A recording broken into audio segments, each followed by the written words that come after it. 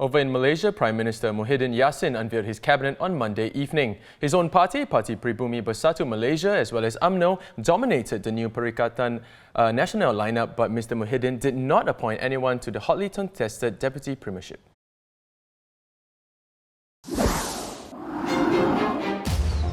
Instead, Mr Muhyiddin created 4 coordinating minister posts in a move he said would ensure a functional cabinet that will deliver service that is more focused. These are called senior minister positions. One of them is filled by former Parti Keadilan Rakyat Deputy President Azmin Ali. He was named International Trade and Industry Minister and the Senior Minister in charge of the economy.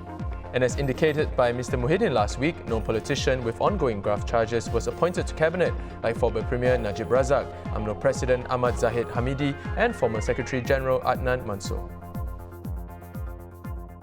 Now, Malaysia Bureau Chief Shannon Teoh joins us live from Kuala Lumpur. Shannon, nice to see you again. So instead of appointing a Deputy Prime Minister, Mr Muhyiddin creates 4 senior minister positions in his cabinet. What do you make of this?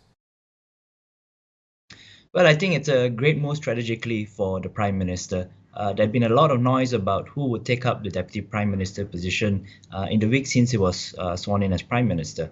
The loudest noise came from UMNO. Of course, they are the biggest party in his Perikatan Nasional coalition. So by doing this, Muhyiddin kind of diffuses the tension regarding this position. He has 4 senior ministers. What he's trying to say is that they are not going to be the next Prime Minister. These are not my successors. But these are guys, I think, that can take care of their portfolios, whether it's economy, security, education and social affairs, and even infrastructure development. So he kind of allows the top figures from each of these parties, from each different faction, to say, well, whoever's going to be the Prime Minister, you guys have to duke it out yourselves, but I'm not going to be appointing an heir apparent.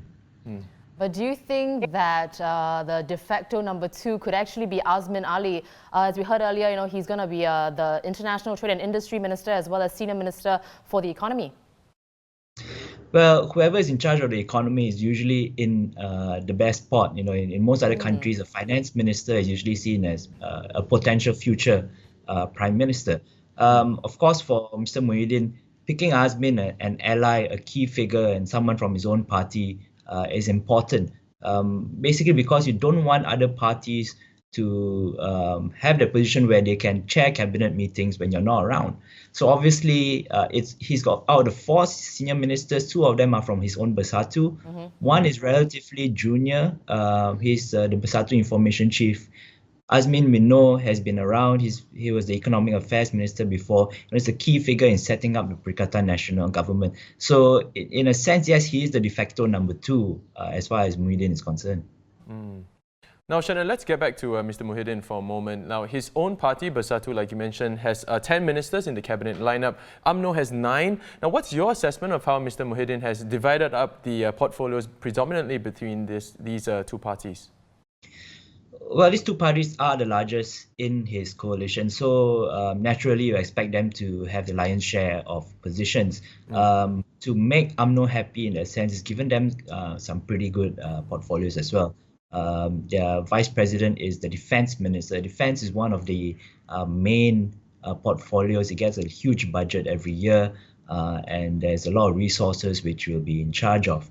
It also allows UMNO to burnish its credentials, its image. It always talks about being a defender of the country.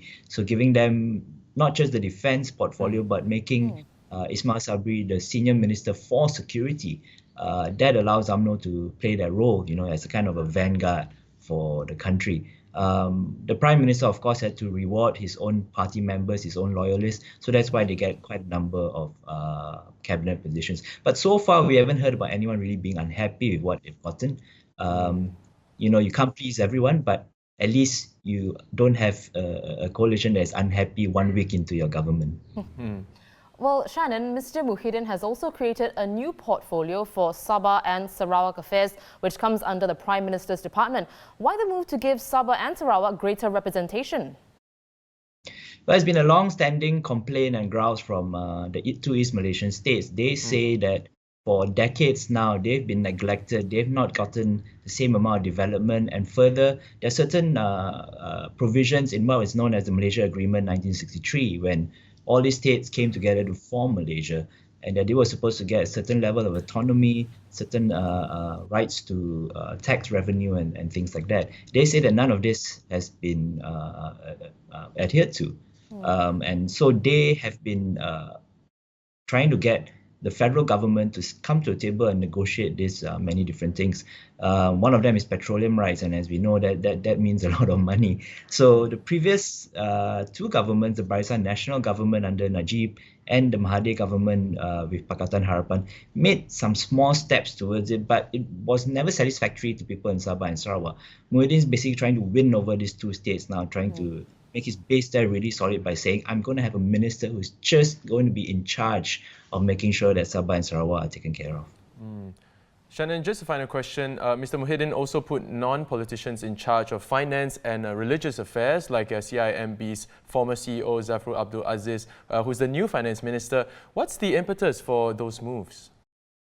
Well, as I mentioned earlier, finance ministry is a very powerful role, and if you give it to a politician, that guy is going to be very well positioned to be the next prime minister. So in one sense, this is a strange move because you could use the finance ministry to reward someone very handsomely. Instead, what it does is that he avoids the problems that Mahathir faced when he was prime minister the past 21 months. He had a finance minister who sometimes was doing things his own way. Lim Guan Eng had his own way of managing the coffers, which Mahathir didn't always agree with. He had a religious affairs minister who critics said was too liberal, for much of the more conservative Muslims that we had in Malaysia. Not just that, for the education ministry, that portfolio was also problematic for Mahathir. He had a minister who was widely criticized for various different policies. Now, Muhyiddin was also put in a loyalist, as we mentioned, the Bersatu Information Chief, Razi, as the senior minister in charge of education. So Muhyiddin seems to have identified these three problem areas for the previous government and ensured that there are going to be people who are loyal to him. You've got Tengku Zafrul, who is a technocrat, Malay professional. He's got no political ambitions. He's there just to carry out and execute the agenda as best as he can.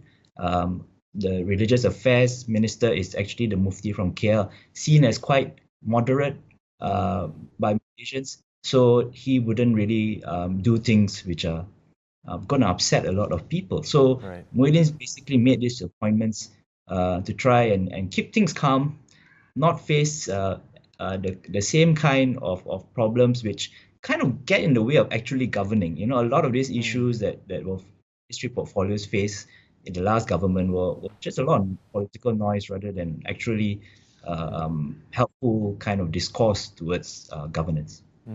Well, thank you so much for your time, Shannon.